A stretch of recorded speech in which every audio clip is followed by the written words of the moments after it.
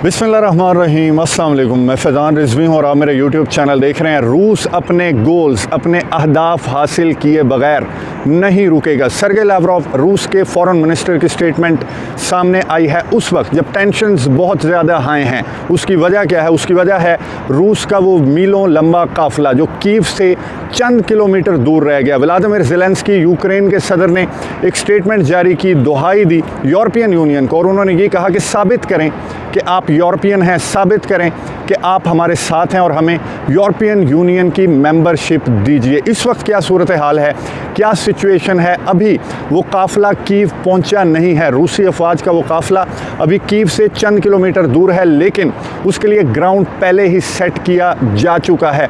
हर तरफ से, तीनों अतराफ से, ब्लैक सी की सिमत हो या फिर रशिया का डायरेक्ट बॉर्डर हो या बेलारूस की साइड हो, तीनों अतराफ से यूक्रेन की डिफेंस मिनिस्ट्री ये क्लेम कर रही है कि रशिया फुल ताकत के साथ उसने हमला कर दिया है तीनों अतराफ से। 3 शहर, एक तो हरकीव का शहर है, एक कीव का शहर है और एक मारियोपोल। ये मारियोपोल का जो शहर है ये अज़ोव, सी ऑफ अज़ोव के ऊपर ये पोर्ट सिटी है, जिस पर आज के रोज़ जो फोकस है रशियन फोर्सेस का वो है मारियोपोल, और वहाँ पर आर्टिलरी के ज़रिए गोले बरसाए जा रहे हैं। और यूक्रेन की डिफेंस मिनिस्ट्री ये क्लेम कर रही है कि अब जो फोकस आज के रोज़ रहा, जो नज़र आया रशियन फोर्सेस का, वो मारियोपोल का शहर था जो कि क्रीमिया के करीब है। सी ऑफ अज़ोव का ये पोर्ट सिटी है जहाँ से अमवात की, कैजुअलिटीज़ की, ज़ख्मियों की इतलात सामने आ रही हैं। अब जो व्लादिमीर ज़ेलेंस्की हैं, यूक्रेन के सदर, उन्होंने जब देखा कि सूरत हाल इतनी ज़्यादा ख़राब है उस वक्त के रूस का वो काफ़िला अभी तक यूक्रेन नहीं पहुंचा, तो उन्होंने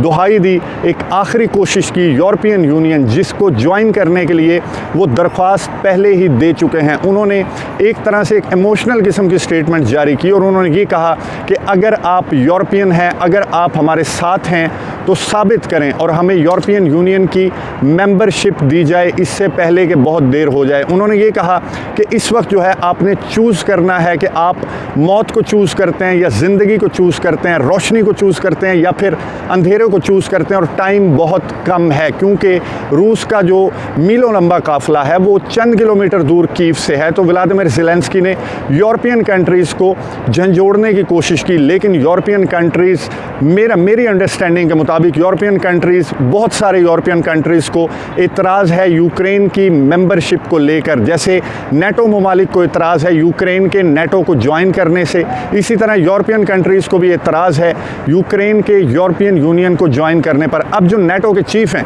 उनकी जानिब से एक स्टेटमेंट सामने आई। अब वो स्टेटमेंट एक धमकी है या फिर एक रिक्वेस्ट है जो कि रशिया से की गई। नेटो के चीफ ने बयान जारी किया, उन्होंने ये कहा कि आप लोग वापस चले जाएं, रशियन ट्रूप्स को यूक्रेन से बाहर निकाल लें। उन्होंने एश्योरेंस दी, उन्होंने ये कहा व्लादिमीर पुतिन को मुखातिब करते हुए, रशिया को मुखातिब करते हुए कि हम जो नेटो ममालिक हैं, हम आपको ये श्योरिटी देते हैं कि हम यूक्रेन को किसी तरह की दिफाई मदद फराहम नहीं करेंगे। जंगी हथियार, साजो सामान, इवन के जो लड़ाका तैयारे हैं वो भी यूक्रेन से बाहर निकाल लिए जाएंगे, लेकिन उसके लिए रूस को अपनी फ़ौजें यूक्रेन की टेरिटरी से बाहर निकालने की ज़रूरत है और बहुत देर हो जाए इससे कबल रशिया हमारी बात सुने, नेटो के चीफ की बात सुने और अपने फ़ौजियों को यूक्रेन से बाहर निकाले। उसके जवाब में नेटो की जो कंट्रीज़ हैं वो अपने असलहा, गोला बारूद, जंगी साजो सामान वो यूक्रेन से बाहर निकाल देंगे। फिर संजीदा होकर बैठिए और बातचीत करते हैं। नेटो के चीफ की ये स्टेटमेंट भी उसी काफ़िले के खौफ के बाइस सामने आई जो कीव से चंद किलोमीटर दूर है, और जिस अंदाज से रशियन फोर्सेस इस वक्त यूक्रेन को निशाना बना रही हैं तीनों अतराफ से। तो नेटो के चीफ की ये आखिरी स्टेटमेंट कह लें जो रूस के हमले से कबल उन्होंने जारी की कि शायद व्लादिमीर पुतिन बातचीत की टेबल पर आ जाएं, लेकिन जो चीज़ एक्सपेक्ट कर रहे हैं व्लादिमीर पुतिन इन टेंशन्स के वक्त में भी, अगर वो चीज़, वो मुतालबात, उन पर कोई श्योरिटी नेटो ममालिक की जानिब से या अमेरिका की जानिब से दी जाती है, तो फिर इस वक्त में भी व्लादिमीर पुतिन, रूस अपनी फ़ौजों को वापस आने के अहकामात जारी कर सकते हैं। लेकिन नेटो के चीफ की जानिब से वही चीज़, रट्टी रटाई चीज़ दोबारा से कही गई कि आप बातचीत की टेबल पर बैठ बैठें, संजीदगी से बैठें, अपने फ़ौजियों को निकाल लें, हम असलहा निकाल लेंगे यूक्रेन से, लेकिन यूक्रेन की नेटो की मेंबरशिप, यूरोपियन यूनियन की मेंबरशिप को लेकर कोई बात नेटो के चीफ ने नहीं कही। इसलिए इस वक्त जब मैं वीडियो रिकॉर्ड कर रहा हूं तो मॉस्को की जानिब से अभी तक नेटो की चीफ की स्टेटमेंट का कोई जवाब नहीं आया, लेकिन जो रशिया के फॉरेन मिनिस्टर हैं सर्गे लैवरोव और रशिया की डिफेंस मिनिस्ट्री,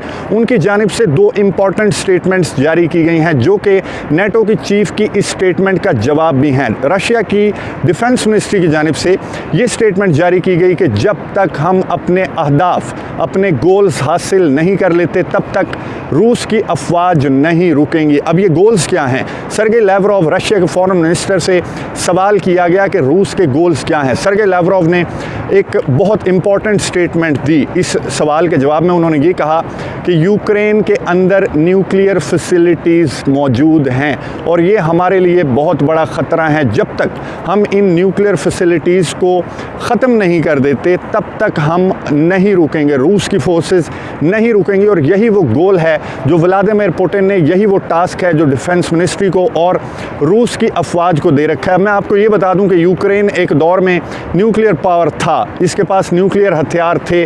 सोवियत यूनियन का हिस्सा होने के वक्त में यूक्रेन के पास न्यूक्लियर हथियार थे और जब सोवियत यूनियन टूटा तो फिर यूक्रेन ने 1994 में बरतानिया, अमेरिका और रूस के कहने के बाद ये जो न्यूक्लियर हथियार हैं इनसे खुद को पाक कर लिया था, वरना यूक्रेन के अंदर जो न्यूक्लियर फैसिलिटीज़ हैं सोवियत की वो मौजूद थी।